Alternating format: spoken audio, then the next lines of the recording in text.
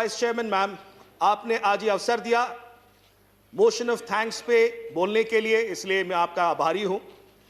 Ma'am, सोचा तो ये था कि कुछ और बोलूं, बट कल मेरे बड़े भाई माननीय केंद्रीय मंत्री श्री धर्मेंद्र प्रधान जी ने मुझे एक सुझाव दिया इसी सदन में और कहा कि सस्मित, जब तुम बात करना अपने एड्रेस में तो क्यों बीजू जनता दल ये कहता है कि स्वामीनाथन कमीशन रिपोर्ट को आप लागू कराइए, इसके बारे में रखना, क्योंकि बड़े भाई हैं मेरे, अति आदरणीय है, इसलिए मैंने सोचा धर्मेंद्र जी की बात रखी जाए और इसी बारे में मैं 3-4 मिनट में अपना वक्तव्य रखूंगा।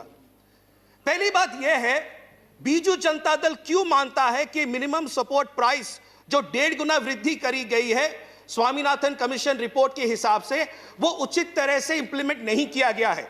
मैं उसके बारे में चर्चा करने से पहले स्वामीनाथन जी क्या कहते हैं अक्टूबर पिछले साल, यह भी जानना जरूरी है। वो कहते हैं, when we recommended 50% over costs, we meant complete costs called C2। वो कहते हैं जब 1.5 गुना वृद्धि की मैंने बात करी थी, वो 1.5 गुना वृद्धि A2FL पे नहीं था, C2 पे था। ये A2FL और C2 है क्या? A2 वो है जो किसान जो है बीज खरीदता है, वो फर्टिलाइजर खरीदता है, वो आपके पेस्टिसाइड खरीदता है, वो A2 का कॉस्ट होता है, कॉस्ट ऑफ प्रोडक्शन। FL जो होता है वो होता है फैमिली लेबर, उसका परिवार जो काम करता है उसका एक वैल्यू, एक कॉस्ट, एक कैपिटल होता है FL। C2 क्या होता है? ये सारी चीजों को मिला दीजिए, साथ में रेंटल्स जोड़ दीजिए, लैंड का इंटरेस्ट अगर कुछ वो ले रहा है उसको जोड़ दीजिए, टोटल बनता है C2। तो स्वामीनाथन जी और कमीशन की रिपोर्ट क्या कहती है? भैया C2 को आप अडॉप्ट करिए। क्या सरकार ने किया? नहीं किया। क्यों नहीं किया? मैं आपको बताता हूं। मैम, ये जो रिपोर्ट है ये है CACP का तथ्य। CACP क्या होता है ma'am? Commission for agricultural cost and prices. हर साल CACP अपना एक कॉस्ट ऑफ प्रोडक्शन बनाता है हर फसल का। ये मैं 18-19 का आपको दिखा रहा हूं, जो कि 98 पेज में लिखा गया है। जब 18-19 1.5 गुना वृद्धि करी गई थी MSP को, जो केंद्र सरकार कहती है, तो उन्होंने क्या C2 के ऊपर चढ़ाया? मैं एक ही फसल का नाम लेना चाहता हूं, धान का। धान में CACP कहता है C2 कॉस्ट 18-19 के लिए था 1560 रुपए। मान लीजिए केंद्र सरकार ने कमीशन की बात रखते हुए 1.5 गुना वृद्धि करी होती, तो C2 1560 के ऊपर 1.5 गुना वृद्धि होती तो कितना होता? 2340 रुपए। कितनी वृद्धि हुई? 1750 रुपए। तो ये 1750 रुपए कहां आया? तो पहली बात स्पष्ट है, स्वामीनाथन जी और उनकी कमिटी जो कहती थी कि C2 के ऊपर 1.5 गुना बढ़ाइए, आपने बढ़ाया नहीं। तो ये 1750 कहां से आता है? थोड़ा पीछे चलते हैं, उसी में लिखा है A2FL का टोटल कॉस्ट धान का कितना था? 1166 रुपए। 1166 का 1.5 गुना कर दीजिए, कितना आता है? 1749 रुपए। 1749 रुपीज, टोटलिंग 1750, जो कि सरकार ने किया।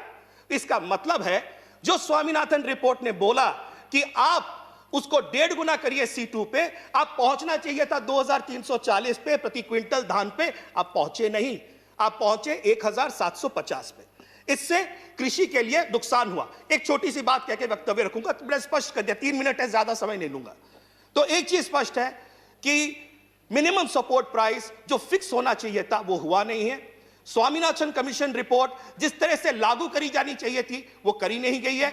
मगर मैं भाजपा के बंधुओं को जो उड़ीसा में है मैं धन्यवाद दूंगा, क्योंकि उन्होंने एक यूनानिमस रेजोल्यूशन लाया था। बीजू जनता दल के विधायक लाए थे और कांग्रेस के विधायक लाए थे और कम्युनिस्ट पार्टी के विधायक लाए थे।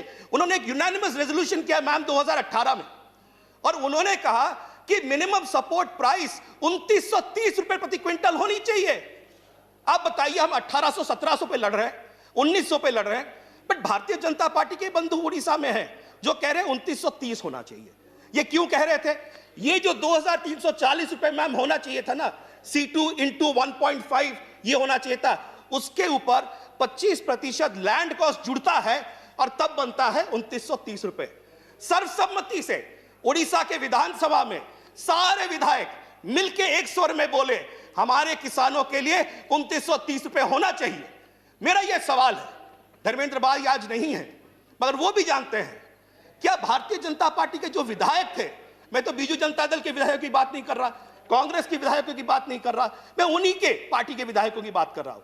जब वो उड़ीसा में एक स्वर में कहते हैं कि 2930 रुपए होना चाहिए, C2 इंटू 1.5 2340, उसके ऊपर 25% आपका लैंड कॉस्ट, टोटल मिलके होता है 2930, आप किसानों को दीजिए। बट सदन में हम कहते हैं कि हमने पारित कर ली, तो फिर क्या वो गलत है या ये गलत है?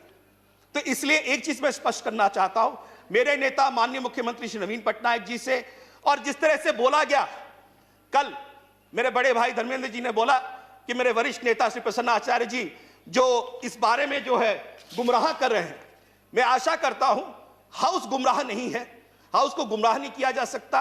और उड़ीसा और भारतवर्ष के जितने सारे लोग देख रहे हैं, सबको एक स्पष्ट मैसेज जाएगा ये तथ्यों के साथ कि किस तरह से अगर आप स्वामीनाथन कमीशन रिपोर्ट को लागू करते हैं तो C2 के हिसाब से करेंगे तो किसानों को फायदा होगा। इसी के साथ मैं अपना वक्तव्य रखता हूं। धन्यवाद। Thank you Sasmit ji.